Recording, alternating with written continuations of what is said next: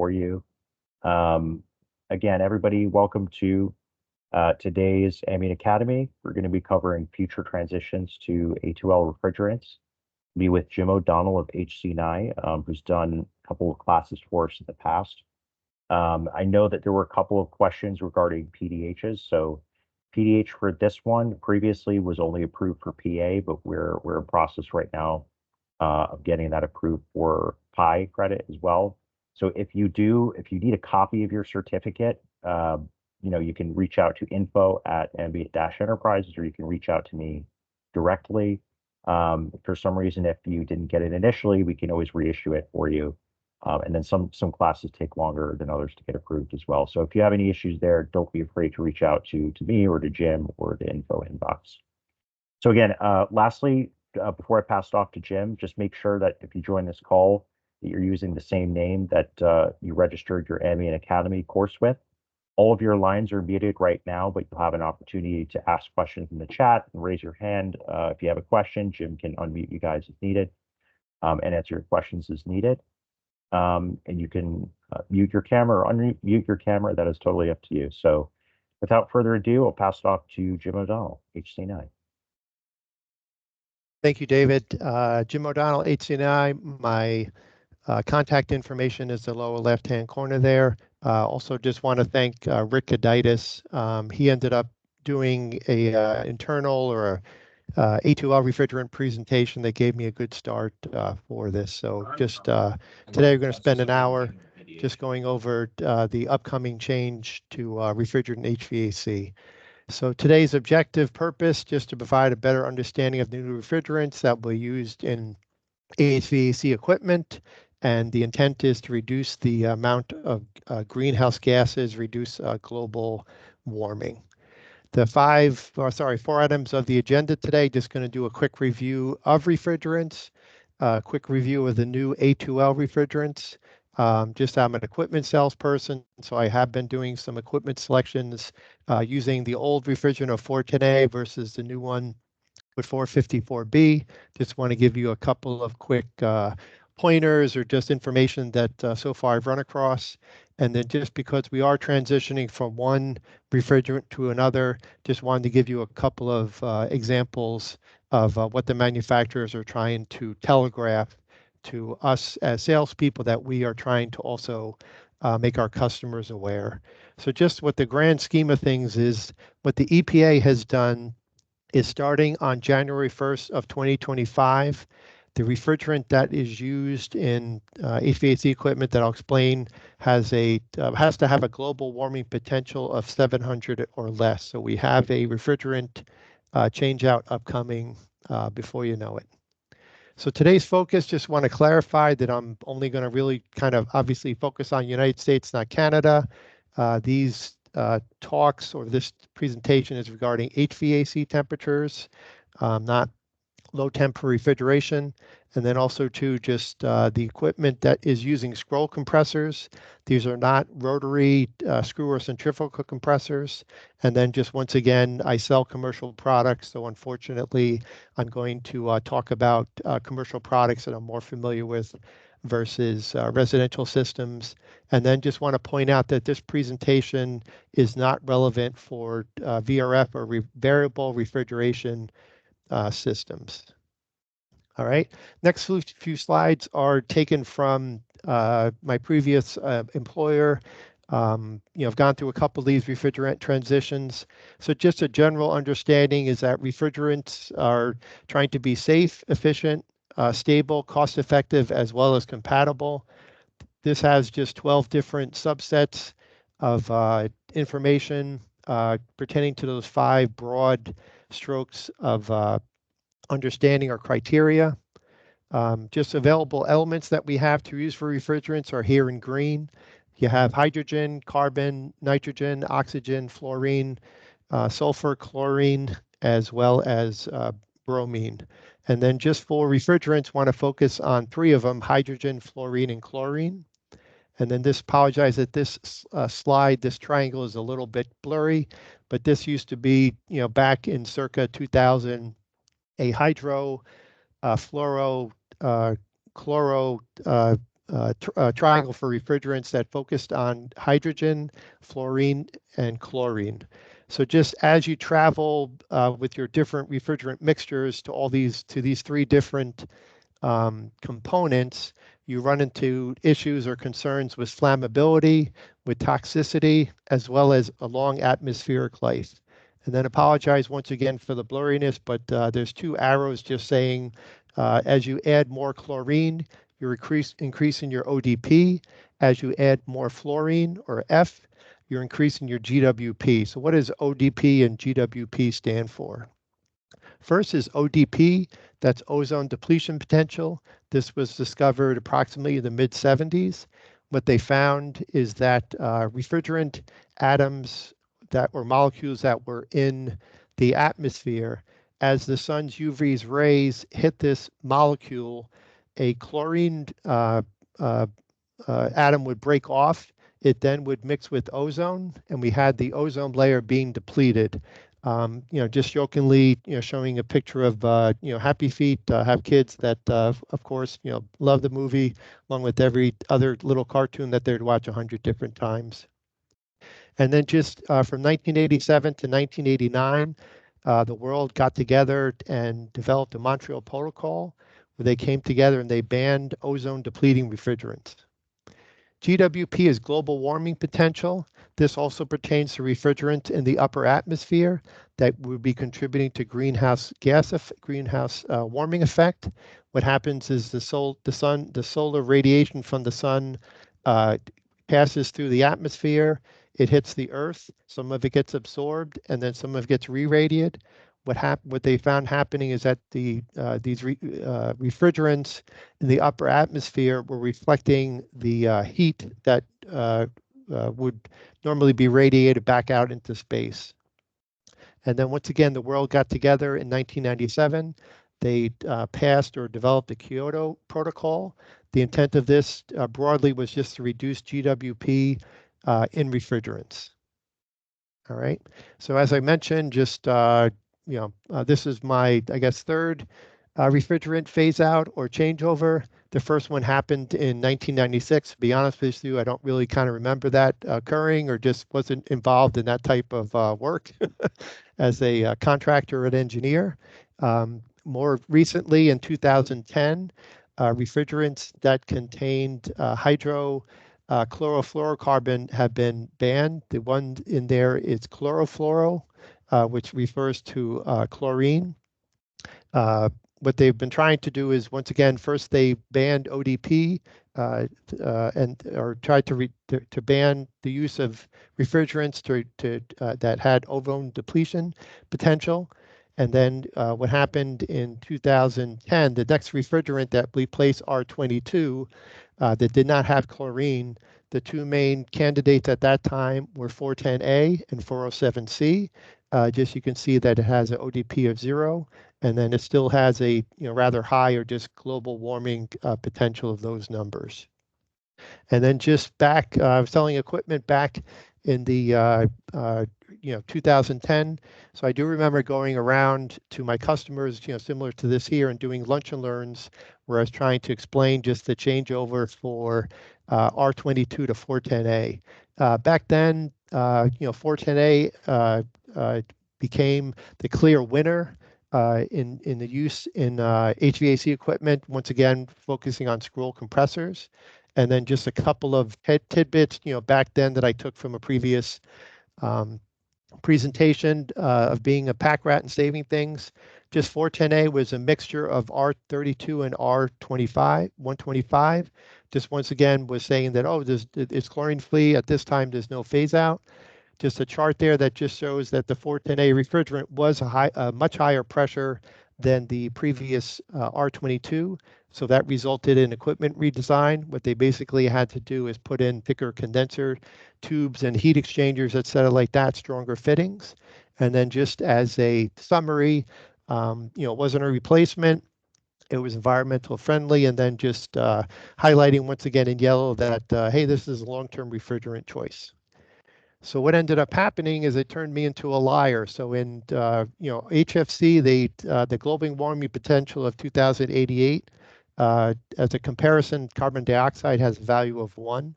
So in 2016, the Montreal Protocol meets every year. So at the 28th one, they passed the Kigali Amendment. At that time, it was passed in 2019. But their intent was to reduce the manufacture and use of HFCs by 80 to 85% by 2045. And then what ended up happening is the EPA passed a requirement that any refrigerant that's being used in HVAC equipment with a global warming potential of greater than 700 was going to be banned.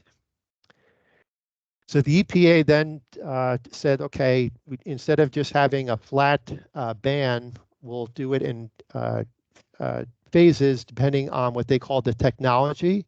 So the one that I'm focusing on today is occurring on January 1st of 2025. If it's referring to or just used for residential and commercial air conditioners and heat pumps, as well as chillers.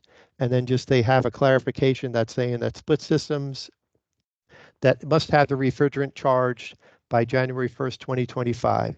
Once again, just try not to show that this is not really, VRF got an extra year of 2026. And then just to clarify, what they're saying is after January 1st of 2025, equipment manufacturers can't manufacture equipment that uses 410A because it has a global warming potential of greater than 700. All right.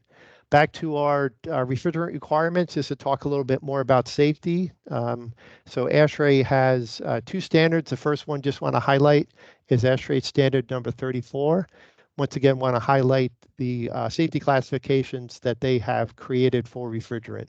So in section 6, they classify the refrigerants in two broad clarifications or criteria. The first is toxicity. The first is toxicity. I can't say this. The first is toxicity. The second is flammability. So here is a chart that I'm pretty sure most of you have already seen before. On the bottom, they classify refrigerants with an A to have lower toxicity and refrigerants with a B to have higher toxicity. Then on the y-axis, they clarify 3 different phases or 3 different types regarding flammability as no flame propagation, lower flammability, and higher flammability. Once again, expecting that this is not something new. Most of you have probably already seen this or familiar with this. And then just want to kind of say that this is sort of a previous concern, just with the new refrigerants that are mildly flammable that I'll talk about in a little bit. They've in the standard, they've always had under the partially flammable criteria, a second second classification with lower flammability. So the new refrigerants that we're using for 410A, they're classified as A2L. Option number 1 will be R32. Option number 2 will be R54B. And they're both in this A2L classification. All right, so now let's just review the new A2L refrigerants. Once again, want to highlight that after 1125, equipment manufacturers can't manufacture equipment with 410A, so they've got to change. So the new refrigerants, the 2 candidates that are leading the pack to replace 410A are R32 and R54B. They both have similar performance to 410A, which is nice. And then just being a little cheeky about myself, just what I turned myself into a liar in 2010. But currently, there's no phase-out date for these 2 refrigerants. Just a quick comparison between the 2 refrigerants, not telling you that one is better versus the other, just trying to provide some objective information. So option number 1, is R32A. Obviously, it has an ODP of 0. The GWP that I spelled wrong there is 675, and then this has been internationally used. I'll show you in the next slide that it's been already part of some refrigerants in the past. The second option is 454B, has the same ODP of 0. It has a lower global warming potential, and this refrigerant is newer to the market. And then just R32 is a single component, and then R454B is a blend of two different refrigerants. And then just as a sidebar, just the previous refrigerant in the middle there, 410A, was 50% of R32 as well as 50% of R125. And then just obviously the R32 as a pure blend is just R32 in the upper left-hand corner. But R54B is I'm sorry, R32 is a single, it's not a blend, it's a single refrigerant. And R54B is a blend where it's 70% of R32 and 30% of R1234 FY. All right, couple of stuff from the Google and internet there, just with the chemical symbols. All right, additional comparisons between the two refrigerants. Just R32, because it has a higher pressure than 410A, it has required some equipment design in terms of performance versus 454B. It has a slightly better efficiency. Now 454B does have its benefits also too, and that because the pressure of R54B is close to the 410A, there's been less redesign required by the manufacturers in terms of heat exchangers and stuff like that. They obviously have had to change the compressor design. And then in terms of performance, 454B has better performance at low evaporating temperatures, which nicely does into air source heat pumps that I talked about a month ago, just seeing obviously a greater increase in the use of air source heat pumps because of their, not requirement or just their benefit of providing heat and without using fossil fuels. And then just as a side note, it seems that 454B has been the refrigerant that's used for most of the North American original equipment manufacturers. Once again, not trying to say one refrigerant is better versus the other, just trying to provide information to understand a little bit more about the two differences. All right. So both of these A2L refrigerants, they're both mildly flammable. As I mentioned, they're classified now as A2L. There it is on our R34 classification chart. And then just as a understanding with a lower flammability risk, what they're saying or just what's been expressed is that these refrigerants are not as flammable as propane and butane. So from electrical components that are always with a HVAC or just about any equipment, if there's a spark from that, it won't ignite the refrigerant. There's a criteria about the flammability. So this one has what's called a slow-moving flame. And then the other thing that I've heard sort of descriptions is that this is sort of difficult to keep lit because it requires a constant ignition source. I've been told that this refrigerant won't explode like it will be, for propane, like you use in your, cooking grill, outdoor grill. All right. And then just with the new refrigerant, because of the change, you're going to get new compressors, valves, leak detectors, safety protocols, et cetera, like that. So just to talk about the safety requirements, just want to point out now that equipment manufacturers, before they previously had to comply with UL 1995, that is not the case anymore because of the flammability associated with these refrigerants. The new standard that they have to comply with is UL 60335-2-4. This is the fourth edition that was passed in 2022. And then just a snippet of the purpose of it. As the slide says here, just refined refrigerant detection systems to help mitigate fire hazards and also to improve your system reliability by providing testing and evaluations, et cetera, like that. So here's just an example of some of the safety items that are now being added. As I said, you have more extensive testing and requirements. So here's a picture of a refrigerant leak detector. And then also too, an example of what's being also added is an additional DDC controller. They are describing this as an A2L mitigation board. Want to just underline the word mitigation, in that when I say mitigation, what they're explaining is that this sensor, if it trips, it's not just going to send an alarm. It actually has to enforce or just require an action to happen. So an example in a rooftop unit or a unit with a refrigerant in it, if the A2L mitigation board trips, as a sensor has tripped it, it will turn on the fan to help dilute the refrigerant charge that is in the space or in the air handler, et cetera, like that. And another item that's been added is a second safety shutdown sequence. This is by the compressors and refrigeration circuit, but they say if that, once again, that there's a leak detected, it will shut off the compressor so that way it will send an alarm. But once again, it's mitigating by shutting off a compressor to try to reduce the um, pressure in the system for pumping out refrigerant. So here's just an example of a packaged rooftop unit showing just the additional safety items for the sensors.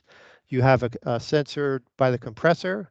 You have one on the inlet of the fan and the coils that is shown in blue, and then also by the heat exchanger. This was a horizontal discharge. And then just a tidbit, just realizing that, hey, if you have it's not very rarely used, but if you did have a warehouse or some space where you were using DX, as long as direct fired heating, that's not going to be allowed anymore. And then just speaking with manufacturers, hearing different concerns about the future of unit mounted smoke detectors. These are typically mounted in the supply as well as the return, but just where the supply smoke detector is located, hearing just rumors that hey, the refrigerant is inadvertently, a refrigerant leak is inadvertently tripping it. And then also too, just where the refrigerant sensor is going to go is in the same spot as a smoke detector. So anyway, just a tidbit of what might be coming in the future. So back to our A2L refrigerants. The elephant in the room is what to do about building codes or laws. They're going to have to be updated to recognize the use of these A2L refrigerants. Now, here's the difficulty that I'll say that you as design professionals are faced with, is that building codes are often or just really are not up to date. They typically lag the approval by 2 years, by 3 years, by 6 years for ASHRAE standards, international building codes, et cetera, like that. And then unfortunately, you have the difficulty is that from state to state, these building codes and safety codes are not consistent. And then in addition, some cities have their own set of codes, such as New York City, near where I grew up.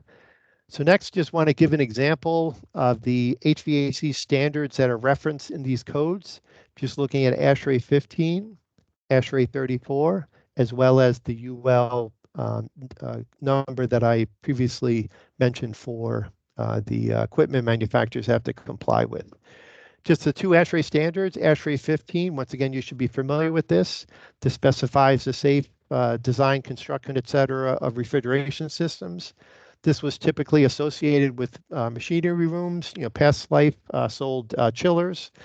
Chillers, large in size. They had a lot of refrigerant in them.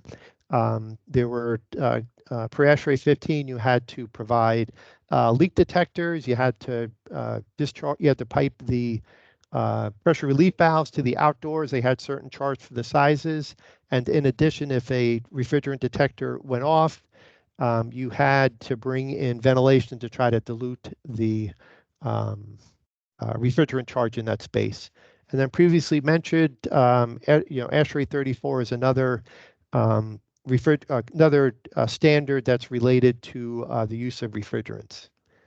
And then just finding on the internet, just imagine this is a nightmare to try to find the appropriate building codes for a project that you're working on. Just as the AHRI, I forget what ICC stands for, and the plumbing and heating have created a website that helps you navigate what's the appropriate A2L refrigerant codes based on your region. They actually have an interactive map. So I, found the website there, just, picked in Pennsylvania that I work in Philly, and then just they have a nice little chart just showing, okay, here's the state of Pennsylvania, here's the appropriate legislation, AC codes, and then just wanted to highlight down at the bottom that the three items that I mentioned, ASHRAE 15 and 34, as well as the UL, just this, the state of Pennsylvania is working off of codes that are before 2019, and obviously we know that today is 2024. All right, and then just another tidbit just to understand with these refrigerations, I think just as design professionals or if you're buying equipment, I don't think this is anything you really have to worry about, but just new information. So the Department of Transportation has determined that A2L refrigerants are not hazardous. So these do not require hazmat travel restrictions, which a approved driver and all these other requirements. But they do have some criteria that the rooftop units or equipment is not allowed to be transferred via air or water. Placards or stickers on the trucks are not required. And then if there is a refrigerant leak, it must be reported to the Department of Transportation. Just what they've classified the equipment based on the refrigerant charge. There's two different permits available. The first one is when the units have less than 44 pounds of refrigerant in them.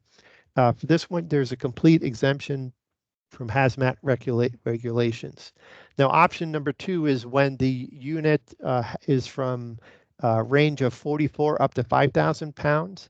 It's not a complete exemption from hazmat, so there are some criteria. Just the equipment must be transported on an open vehicle, not enclosed. There's a drop-down deck that's shown there on the right, so it can't be like a covered truck anymore. A label is required on the equipment, must be on two sides. There's a certain dimension of that sticker. And then one of the labels must be visible without unloading of the unit. And then just an understanding, or just to give you an example, just selected a rooftop unit with the new refrigerant 454B. It was 10 tons in capacity. It had an air source heat pump as well as hot gas reheat. And this unit had 42.4 pounds of refrigerant. So this obviously, the manufacturer would take care of the transportation. This would classify as what I've described as option number one for that. All right. Okay, next few things. Let me just check my time. Okay, doing fine there. Once again, I'm an equipment salesperson, so I call on a lot of engineers. I am selecting equipment, trying to get people to understand, like from this presentation, et cetera, like this, what refrigerant you're using, what types of job, et cetera, like that. So I want to do just a quick comparison of rooftop units using the old refrigerant versus the new. And then once again, can't emphasize enough that after January 1st of 2025, manufacturers can't manufacture equipment that's using 410A. All right. So first, just doing a packaged rooftop unit. The nominal capacity was 16 tons. Options included was a hot gas reheat coil, a 6-row evaporator coil, and then for our condenser, had a microchannel coil, so a little bit smaller refrigerant charge versus a traditional aluminum copper. So just looked at the weight, the cooling performance, not the heating performance. The gas from A to B does not change. Also, the hot gas reheat coil performance. I looked at the energy EER that's in AirTri standards at the full load these are the actual operating conditions of my choice, and then also the electric. So what I found traditionally with a cooling only unit is that the weight was close to be the same. There was just a little bit difference in the cooling performance that I've highlighted there. Once again, the hot gas reheat coil is 2 MBH different. Does it make a difference or not? The EER at my operating condition was approximately the same. And then my electrical service was the same for each of the two selections. And then just a comparison of the amount of refrigerant. The previous unit with 410A had 90 pounds, and the new unit with 454 B had 99 pounds. Just a quick overview of what I looked at. Next, I did it for a 30-ton unit. Just this, I'm sorry, the 16-ton unit had 2 circuits, and then the 30-ton unit, in addition, had 2 circuits. It does have the same chassis or box size. So once again, just comparing the weight and the electrical service was the same. The new unit with the 454B has a little bit lesser performance versus the previous unit with 410A. And then once again, the refrigerant charge for 454B was a little bit more, looks about 10% more in addition. All right. Now here comes the fun part. So I did a 40-ton rooftop unit instead of cooling only. This was an air source heat pump. Criteria of a 6-row evaporator. You get a little bit extra cooling and heating performance out of it versus a 6-row. Option that the manufacturer uses for an air source heat pump is a microchannel condenser coil. For this selection that I did for a customer, they weren't too concerned with humidity control, so this did not have a hot gas reheat coil. So the previous one with 410A, here was our weight, here is our cooling performance, here's my my full load operating condition, energy efficiency at the actual operating conditions. When I switched to 454B, the weight went down a tiny bit. My cooling performance went up a significant amount, as well as my EER went up significantly. What became even more not shocking, but just surprising, is when I looked at the heating performance of the air source heat pump. Once again, this is just the air source heat pump. This is the refrigeration circuit. With 17 degrees ambient temperature. My integrated heating output was 233 MBH, turned into about a 20-degree rise. My coefficient of performance was that number, pretty nice at that low of a temperature. But when I selected the new unit with the 454B, my heating performance improved, picked up another 5-degree of temperature rise. And then my coefficient of performance, increased maybe about 10% in efficiency. Just speculating on the heating side, why was the 454B unit much better? What I've been told or just what I've seen is that, that one of the benefits of 454B is that it does have, better performance at low evaporating temperatures. Low evaporating temperatures are what you're using when you use a air source heat pump. Now, the other thing I looked at was the amount of refrigerant charge. The previous unit with 410A had about 150 pounds.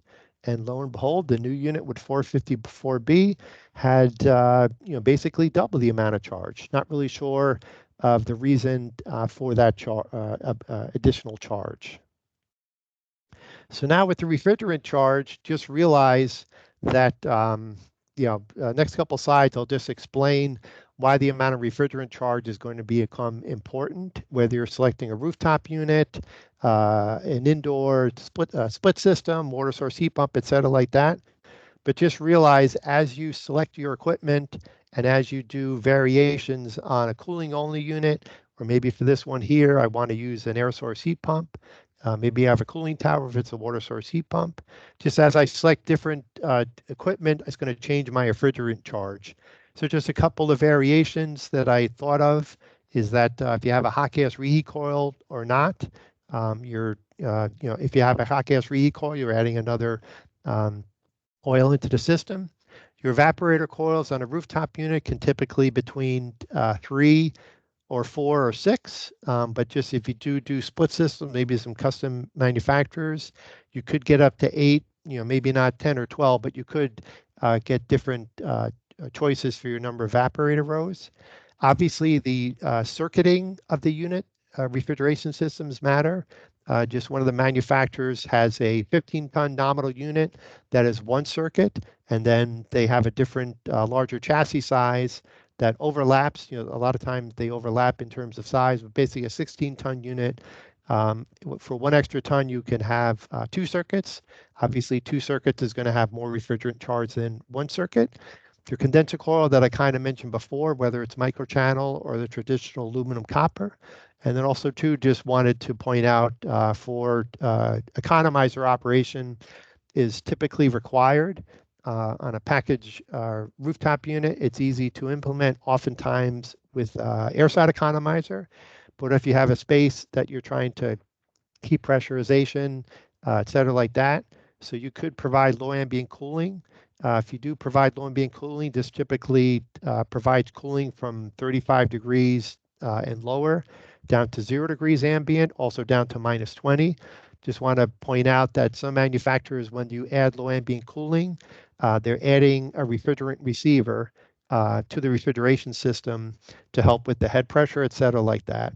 And then just another kind of food for thought that I didn't evaluate or just wonder about is that as you change scroll compressor types of a digital scroll versus a VFD versus a 2-speed, just on-off compressors are really kind of going by the wayside because of energy efficiency requirements. But just if you open up a rooftop unit, you will see the height difference or the size difference of a digital scroll versus a VFD compressor.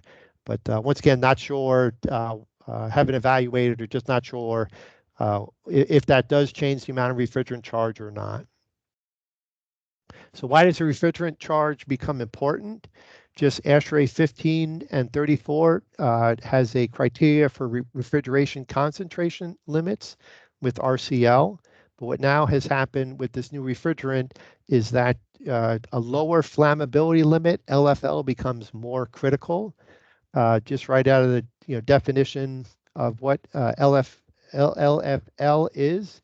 It's the minimum concentration of a gaseous substance that can propagate a flame through an evenly spread out mixture, like a homogeneous mixture of the refrigerant. So in this case, we're concerned that we have R32 or R54B that is slightly flammable.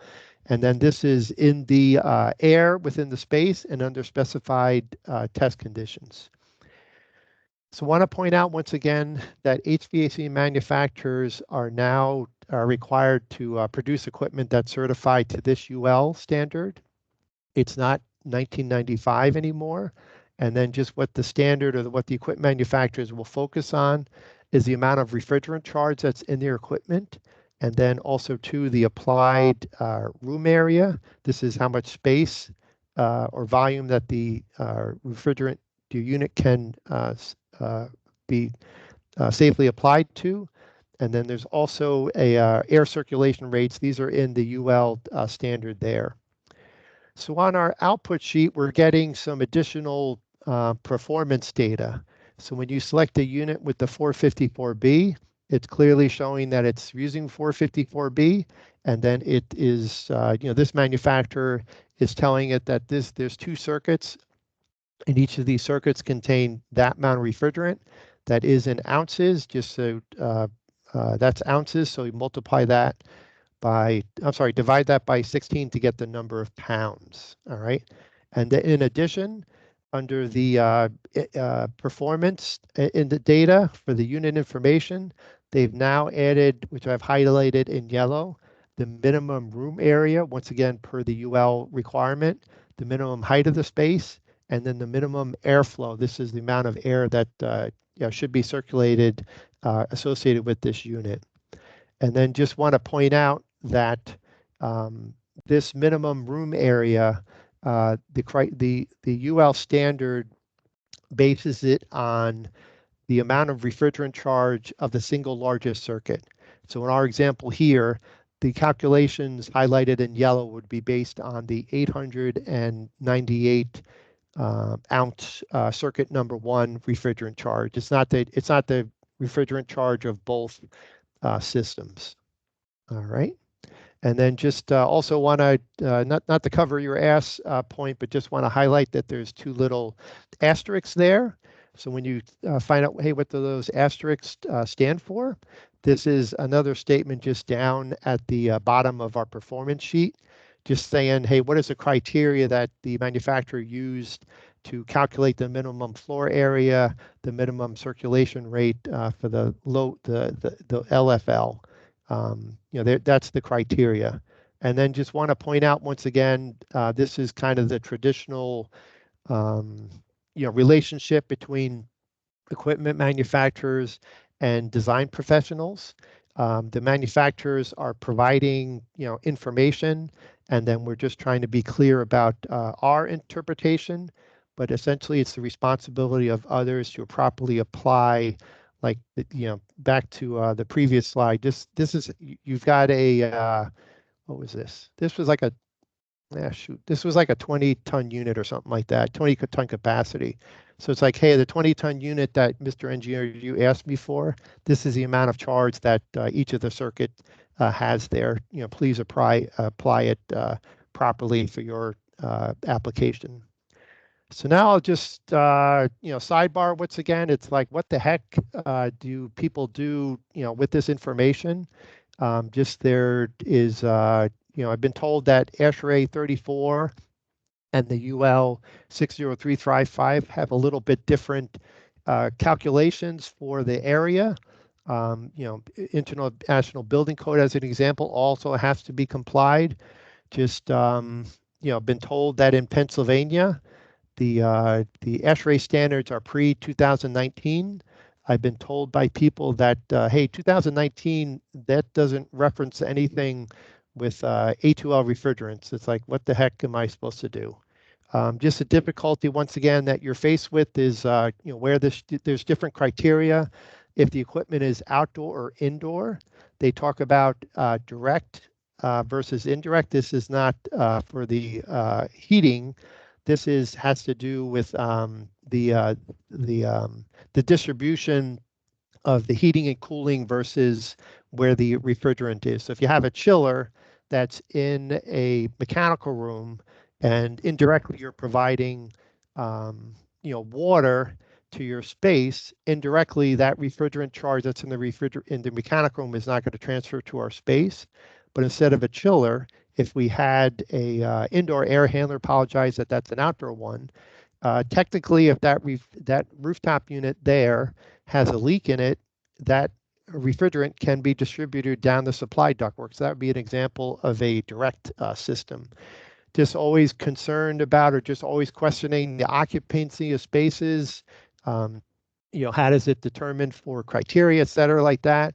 What is an actual valid area volume if you have a hard ceiling, if you have a drop ceiling, if you have a corridor, if you have spaces communicating via plenum above the ceiling, et cetera, like that. And then once again, similar to occupancy, it's like, what is your space type and how does that match up with your codes? Just want to point out that this seems like a very difficult task to determine. All right. Last couple slides here. Once again, just trying to emphasize that January 25th is a day in infamy. No, just example of your manufacturer's transition. So here is what a equipment manufacturer that produces rooftop units that are used for as well as dedicated outside air systems, as well as ERU. They're trying to telegraph what their plan is for the transition from 410A to 454B. They currently have just surrounded there in red is that if you order a unit with 410A, the lead time was 12 to 14 weeks. If you ask us to manufacture a unit with 454B, these are the lead times. And then just what they're trying to telegraph once again is that, okay, on these dates here, we'll be able to allow the field to select units with the new 454B. Next in blue, they'll be able to accept orders for 410A as well as 454B, but just once again, only units with 454B will ship. And then green is the most critical, or the next deadline is that we'll be able to accept and ship orders. Now, the last one in red becomes the real loaded question. So basically, manufacturers have a drop dead date that they can't take an order on December 1st and have a lead time of 6 weeks, of 10 weeks, because they won't be able to make the unit in time to deliver it by the deadline of January 1st of 2025. So the manufacturers are trying to, as best they can, is project when the last date of an order with 410A will be accepted by them. All right. So as a design engineer or a contractor, becomes very important to ask what your project schedule is. I know probably this is probably done, kind of this was maybe not looked at before or concerned about, but the last couple of years with all the price increases, I would believe that this become more of a prevalent of just finding that. But basically, have to realize once again that the manufacturers can't manufacture a unit with 410A after January 1st of 2025. So there is going to become a last day to order 410A equipment. Just what we're kind of gathering for most of the manufacturers that it's sometime this summer, sometime in early fall, beginning of September. But once again, this is only April, so it's hard to predict in the future. Just kind of unofficially, sort of what's going to expect to happen is come July or August, if the cutoff date is September 1st, there's going to be a rash of 410A orders that have been sitting on the wayside to get ordered, and just concerned about, okay, you can still see it there, but 410A lead times are 12 to 14 weeks. But the factory gets bombarded with 2 times the amount of orders that they normally receive. There's going to be, an extension of the manufacturing time that the manufacturer needs. So anyway, just keep an eye out for that. Try to find the project schedule as soon as you can. And then this is just another simple chart just showing a water source heat pump transition from a manufacturer. Just the package units in the upper blue there. This is kind of the small 1 ton to 5 or 6 ton horizontal vertical unit. This is probably, I'm guessing, 70%, if not 85% of the market for water source heat pumps. But just once again, trying to emphasize that the manufacturers are doing their best to convert to the new refrigerant from 410A, provide, satisfy all the UL requirements that they are have to comply with, and then just trying to telegraph once again, hey, this is when the new units will be available. This is the date we'll start having information. And then these little orange triangles is the first shipment of the new ones. And then once again, there'll be a drop dead date of when the manufacturer can manufacture a unit with 410A. All right, doing good on time. Just for a wrap up, just want to emphasize once again that the refrigerant transition is coming. It's 410A.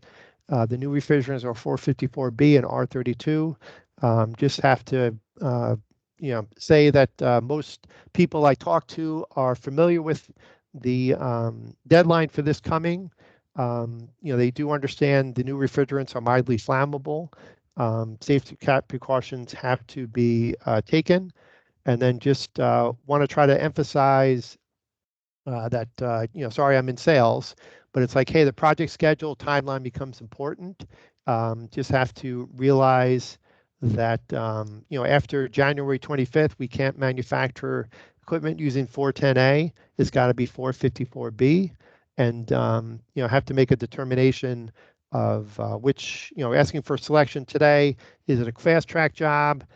So we can select it with 410A, but if you think it's going to be next year, we should switch it to 454B.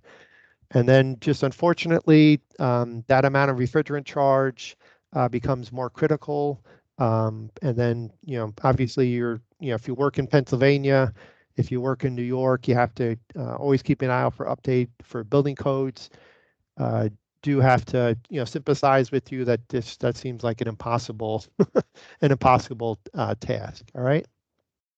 So now just going to stop here and take questions. As David mentioned before, this is eligible for PDH in Pennsylvania.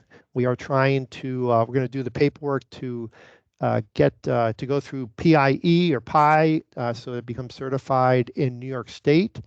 upcoming webinars. Apologize to David that I was originally scheduled for Thursday, May 16th, but I'm going on vacation, so I ditched him. And then, I'm back again on June 13th. Recently, ANSI created or just came out with a new standard for rating refrigerant DOAS systems instead of not being used before in the previous ASHRAE standards. That's the presentation I'm going to do on Thursday, June 13th. Jim O'Donnell's 1 hour presentation about what he thinks about that. All right, so let me just switch here. Let me just switch to the questions here. If you have any questions.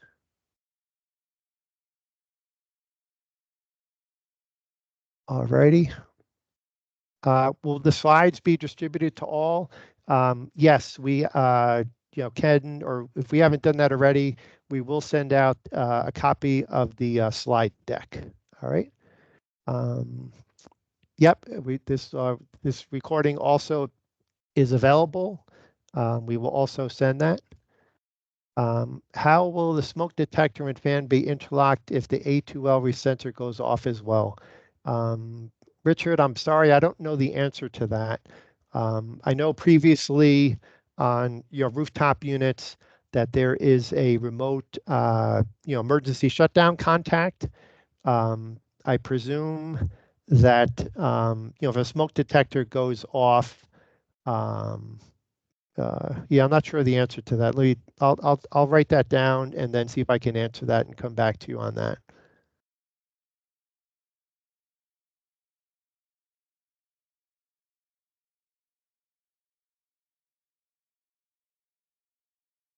All righty.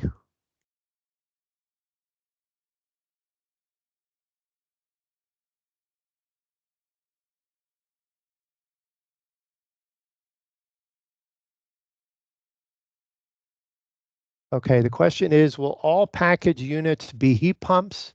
Will gas heat no longer be available? That's sort of a difficult question to ask. Currently, with HVAC equipment, the trend is to for decarbonization and to reduce fossil fuels.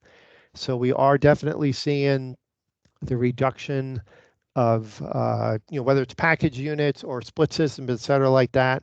We are seeing an increase in the use of air source heat pumps versus just traditional cooling only units with gas heat. Okay, Dean, is there a price difference between the two comparable units from 410A to 454B? I'm going to kind of dance on this question, Dean, just because this presentation is we're part of Ambient, so it's going from Boston to New York City to Philadelphia. We're also out on the West Coast with California and Washington. So I don't want to, I'm reluctant to tell the price difference or just make it gospel about the price difference between the two units. Just what I have found so far in my limited experience is that, depending on the size or this and that, it's probably blend, plus or minus 10% lower, as well as plus or minus 10% higher. But once again, I don't want to make that gospel or just that's my experience so far.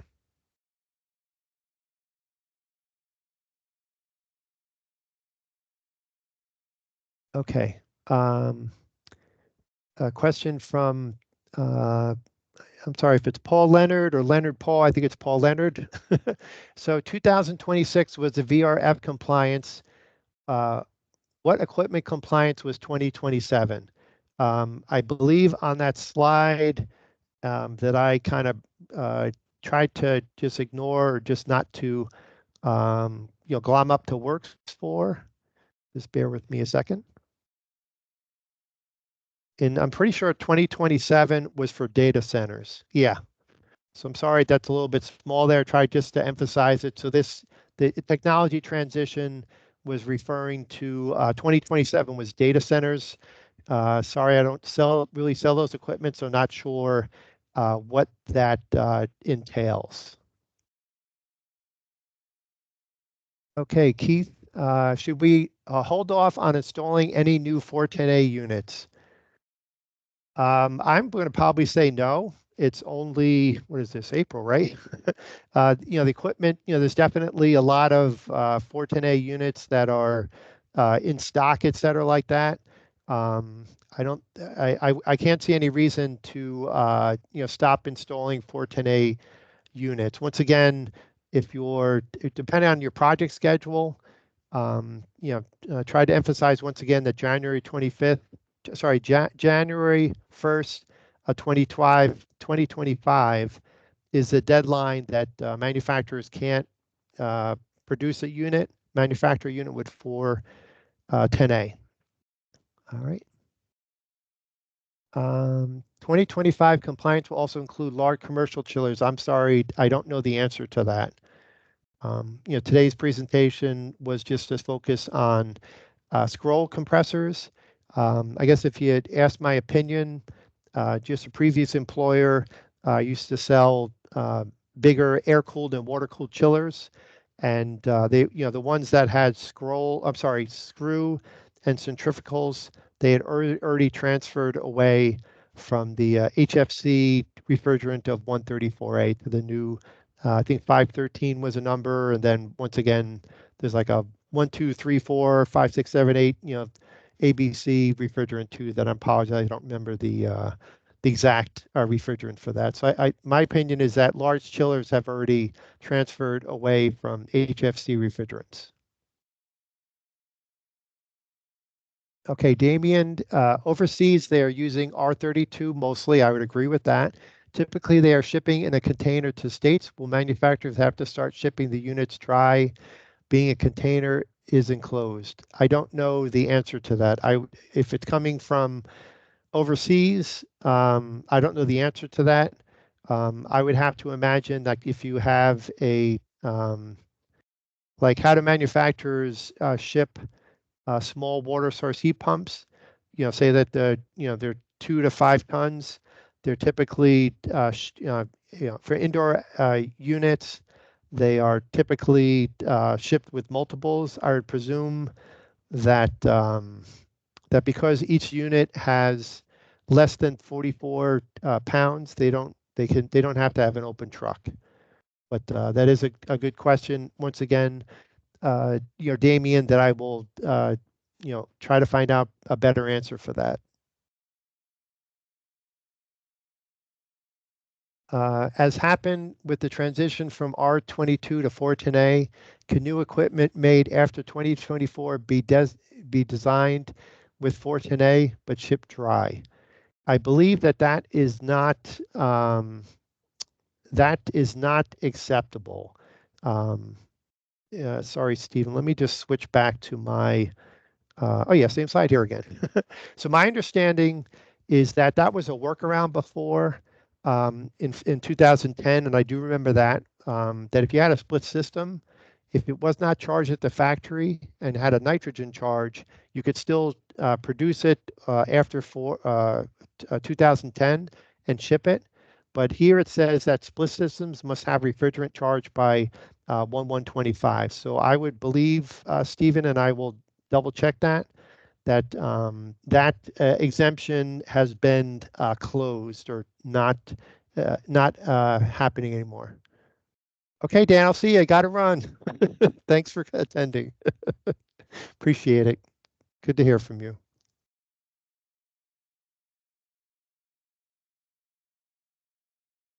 Hey, 203, I could stay on a little bit more. Just will, let me just go back to the first slide here. It does have my contact information there. Probably should put that on the last slide too. Oops, wrong one. So there's my contact information. As David said, we'll issue any PDHs, et cetera, like that you require. I'll look up better answers to those two questions that stumped me, And then there is my contact information. If anybody has additional questions or comments, more than welcome to take them in.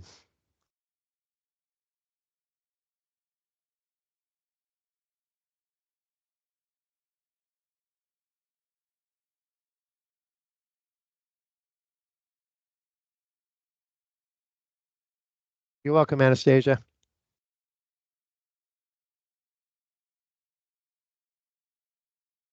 Okay, Joe, can you explain the green transition slide again?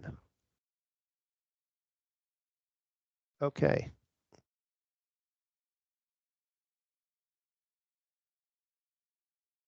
Okay. I presume you're talking about this slide here, Joe. So what the EPA did is, basically you all say that um,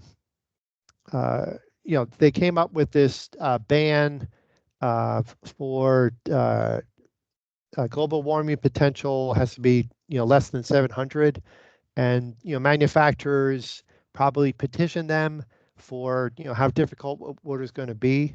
So the EPA, I would say, did as a compromise is that they staggered the refrigerant changeover based on the technology that was being used for the product. All right. So, first one was for January 1st of 2025.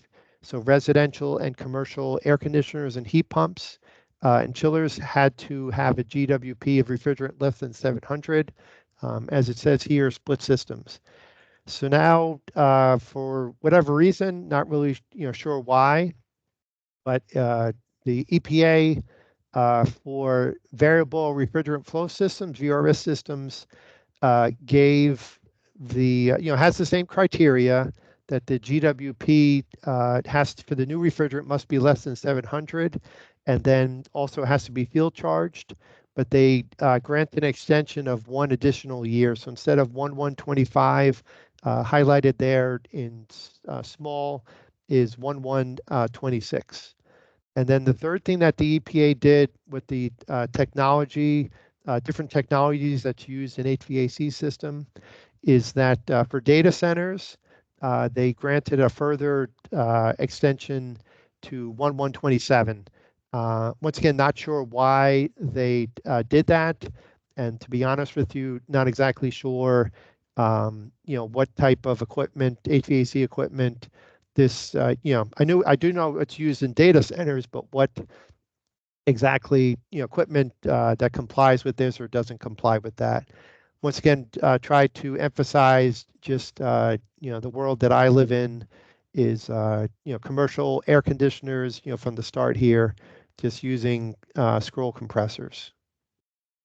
And, HVAC temperatures, selling to United States, et cetera, like that.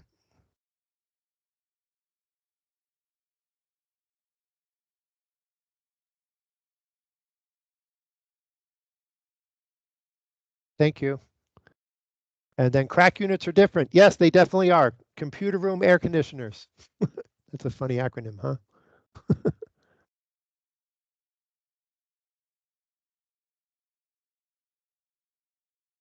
Traditional trimline key slide. I can tell this the one with the yellow, blue, green, red.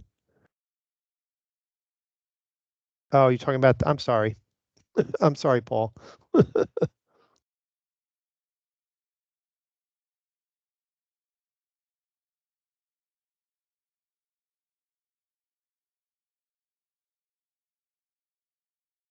Okay, here we go. Okay, so what this equipment manufacturer is doing is they're currently making units with both refrigerants. They are publishing what the lead times are. Just in yellow, in the fourth quarter of 2023, they introduced in their computer selection program equipment that's using 454B. And then the next is the blue. So approximately, January 1st to the middle of May. This one here says that they are accepting orders for both pieces of equipment, but they currently are only going to manufacture or send out units with 410A. The 454B manufacturing has not been figured out. And the next green portion that goes from approximately the middle of May to the end of December. In this section here, what they're saying is that they will ship products that contain 410A as well as 454B. And that little red line says that, okay, from the middle of May to the September 1st, September 1st, is the what they are projecting will be, the deadline of the drop dead date, that would be the last day that they will accept an order that contains 410A. So come August 31st, you submit, we submit an order to the factory that 410A. The factory will say, okay, we can still make that. If you wait, after Labor Day weekend, September 1st or September 6th, what they're just trying to project here is that, hey, you're asking us to make a unit with 410A. We can't make that unit in time to ship before the January 1st, 2025 deadline.